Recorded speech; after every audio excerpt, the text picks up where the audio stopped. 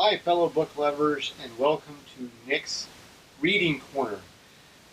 Today I'm just going to go over a quick synopsis of what I've been reading lately, my thoughts, and what I've been enjoying, what books I've been enjoying, whether it be through audio books or physical books or e-readers. So, first and foremost, I've been reading The Autumn Republic by Brian McClellan. McClellan. It's a very good. So far so good. So far, I should say, it's fairly good. I'm about this far into the book. It's the third book in a trilogy, and it's a fantasy book set in during an industrial revolution. So you have your typical mages, and then you also have uh, specialists, well, I should say that our main characters, two of our main characters, they're what are they kind of they kind of set apart this book from many other fantasy books that I've read, in that they, instead of your atypical kind of magic user, sensing through the ether or whatever, certain magical forces, they actually use gunpowder to obtain their special abilities. And, they get heightened senses, greater strength, greater dexterity, and so on.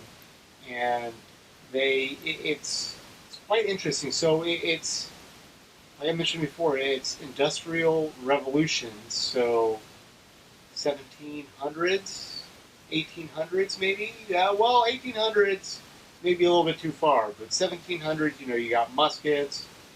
You got a printing press. You got mills, and everything that you'd imagine during the Industrial Revolution. And it's quite the good read. I've already gone through the first two books here, and I'm looking over at my one of my bookcases just to reference their names.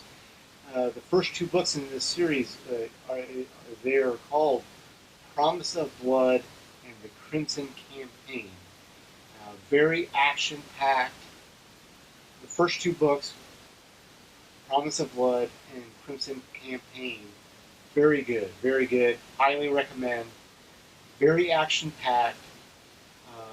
They, lots of there's a little bit of mystery in there, and it's different. It's a fun different, and I would say that this is a fun read, and yeah.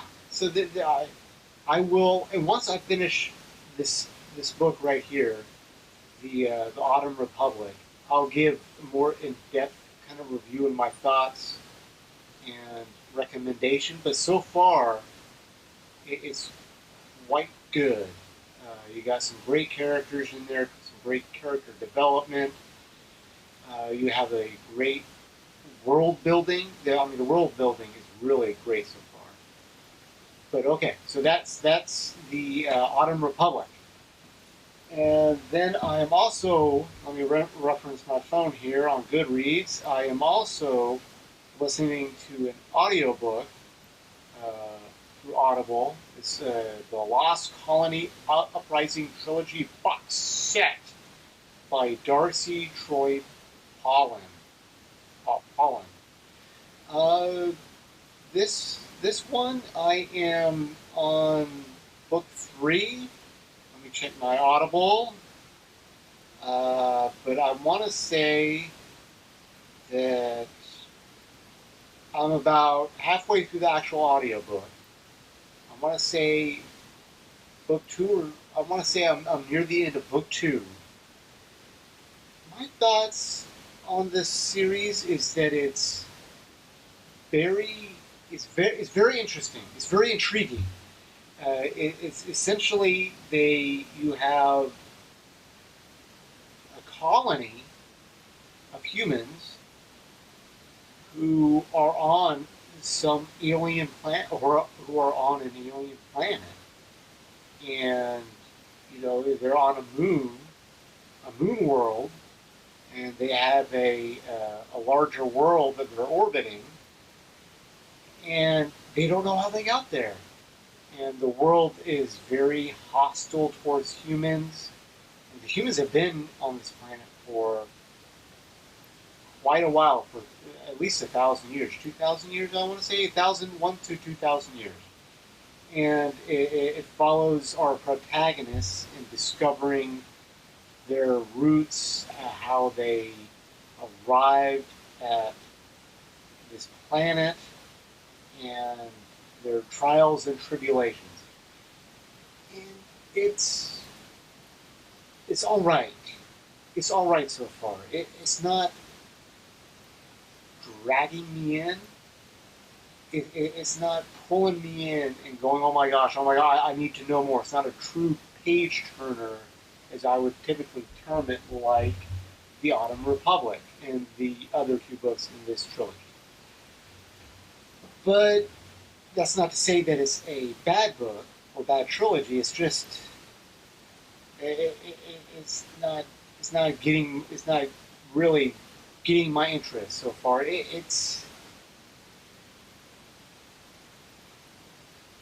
Gosh, I'd have to, in order to give a full review on this book that I'm listening to through Audible as I commute back and forth to work, I would have to give it a full listen and kind of get everything straight up here in my head. But right now, it's world building, everything, world building, the characters, so on and so forth, the storytelling. They're just fair to middling. Everything is fair to middling. It's not mind blowing, but it's not wretched either. And yeah, so it's decent. I'll just leave it at that. It's decent. It's worth checking out. At least the first book is worth checking out if you happen to see it on sale, or if you just happen to catch a hankering towards it, and you find the description that I gave interesting. But it's I'm just hesitant to give out too many spoilers. But yeah, I mean, it's just I'm just trying to put into words why I'm not digging it as much as I would like. I would like to enjoy it, but it's just a yeah. It's just it's missing something. A little bit of spicy, a little bit of salt and pepper, so to speak, or a little bit of spiciness. And yeah, so let me finish this book, these three books, and I'll write out my thoughts, and I'll share them with all of you. And let me see, and let me bring up my Goodreads real quick. I am also enjoying Magic Unmasked, which is a part of the Conspiracy of Magic series. This is a fantasy series. And this book is by Megan Crew. I apologize for mispronouncing that name if I'm mispronouncing it. This is a prequel to the first book in the Conspiracy of Magic series. And it's all right. It's intriguing. Again, this book is set in the past, 1970s, if I'm not mistaken. And you have the secret society of mages. They're trying to remain hidden.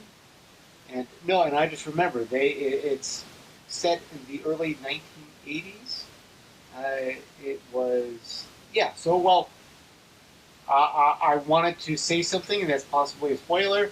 So I won't say it, but I would say read the first book in the Conspiracy of Mages series, which is, let me look this up real quick.